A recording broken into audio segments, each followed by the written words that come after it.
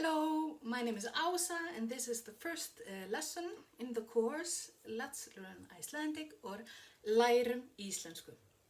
The topic of today is íslenskir sérhljóðar or Icelandic vowels. Depending on where you actually come from, what is your language, there might be some new unfamiliar sounds and maybe new unfamiliar letters.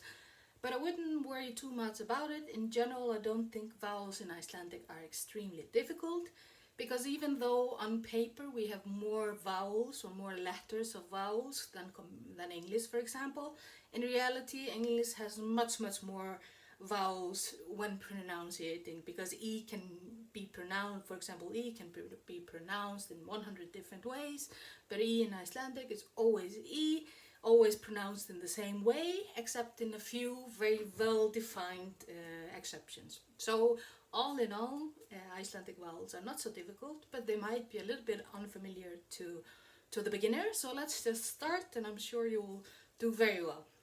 The first letter that we're going to learn is the letter A, which I think is very simple and exists in all languages that I know of, at least. And it's the same A as you find in Spanish and Italian, and if you compare it to English, I would say it's the same A, or very similar to father, the A in father.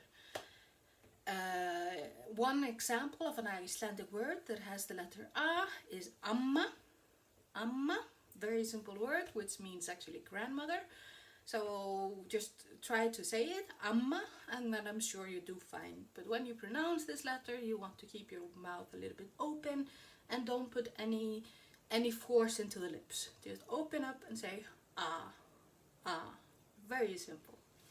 Then we now turn on to a different letter, which is the letter ow, ow. And this is a letter that is A but with an accent. And Icelandic is different from example Spanish and Italian, where the accent usually only tells you where to put an emphasis on the word, where to put the stress. But in Icelandic, au is actually a very different letter from A. It's a completely different letter, so basically A goes first in the alphabet and au is the second letter in the Icelandic alphabet. Sometimes people have a little bit problem understanding how to pronounce it, and it's simply, everyone can say A, so if you just say A, and then you say oo, oo, then it's like A, oo, ow, ow. So you start with your mouth open, like you're going to say A, and then you turn it into an oo, and then into one vowel. So then you just say ow, ow, ow, ow. And of course, this is the most important letter of the Icelandic alphabet, because it's the letter of my name. So my name is Ausa, and then it's A, so it's Ausa. But in fact, this is a letter that is very widely used, and there are many words that start with ow. One, I think, maybe famous example is Aus, because Aus actually means one Nordic god. So for example, Thor is an Aus, Odin is an Aus, etc. And this is where the Aus comes from. In, for example, like the English pronunciation is Asgard, but in Icelandic it would be Ausgarður, the place where the Nordic gods lived. And in fact, just the letter ow can mean many different things. And this is some things that I usually tell some of my foreign friends that want to learn one simple Icelandic phrase. Then I teach them this funny little sentence, which is Ausa, ow, ow, ow, ow. Yes, that's a complete sentence, and it actually means Ausa from the farm called River, she has sheep. So this is what this sentence means. So if you only learn Ausa, ow, ow, ow, ow, you've learned an entire Icelandic sentence. Okay, so this is the first sentence of this course. The third vowel that we're going to talk about now is the letter E, or as we say in Icelandic, e. So when you pronounce it, you make your lips a little bit tight, and then you say e. It's the same E that is in Spanish, for example, when you say perro, and also the same E that is in Italian, and for English it's like Everest. Like you say Mount Everest, the first E is very similar to the Icelandic E. At least it is in my pronunciation. An example of a word is, for example, the very simple word en, en, en, and this means but. Not like as, but like, I told you this, but then see, blah, blah, blah, blah, blah. So en means but in English. So very simple word, but very important, en. In addition to E, then we of course have another letter that is E with an accent on top, and this is we call ye. Ye. So ye is not exactly only a vowel, but it's actually a consonant and a vowel stick together, but we see it as a vowel. So it's something like if in American you say, yeah, I won this, yeah, it's a little bit like this. So when we want to pronounce this letter, we start with a y sound, so z, something like yes, or something like this, and turn it into an e sound, e. So it's like yeah, yeah. So when I say this, typically my jaw drops, and sometimes my tongue is pushed a little bit forward. So it's like yeah, yeah. It starts a little bit behind the tongue, and then it's like yeah, yeah. And actually, yeah is not the most common vowel in Icelandic, so it doesn't appear in as many words as a and au, for example, but it appears in some very, very important words that are used many, many times, and the most probably the most used one is ég, which means I, so basically me. So ég is written by this letter, and also, for example, the form like I see, I would say ég sé. Ég sé is I see. So this is how we pronounce the letter ye. So next up, we actually have two letters in one, the letter I and the letter Y. So in English, Y is not actually a vowel but a consonant, but in Icelandic and most of the Scandinavian languages, Y is a vowel as well.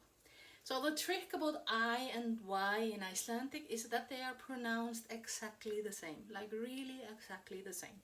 And this is I would say this is the major problem in Icelandic spelling. So for natives, this is probably the hardest thing when you want to spell something, is to know if there's an I or if there is a Y, because they sound exactly the same, so you don't always know how to write them.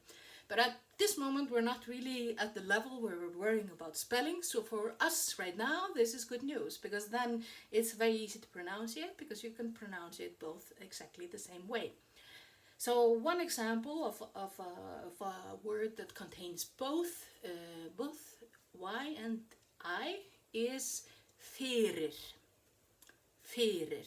So fyrir means for, and it has both Y and I, but as you can listen to me speak, they are pronounced exactly the same. So it's fyrir. It's exactly the same, and you cannot tell the difference. So you only need to learn how to pronounce one, and then you can pronounce both of them. So e, you put your lips sort of stressed in this way, and you say e. So it's the same as India in English. So the first I in India. If you say India in English, you notice that the first I and the second I are not pronounced in the same way. This is the problem with English. This is not usually a problem in Icelandic, but in English this is a huge problem. So E is a little bit like India, like the first I. So E. Okay. And then of course we have both of these letters also with an accent on top. So then they're called E. So then it sounds like the second E of India. So it's in E-a.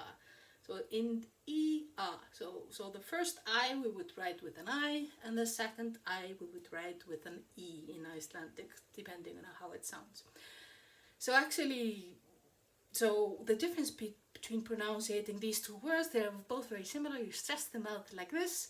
But when you say E, you slightly or at least it's easier to say when you slightly push the corner of your mouth upward and say E, and then you say E, then you put them slightly down if you want to if you want to be exaggerated when you talk. So it's E, E, E, E, India.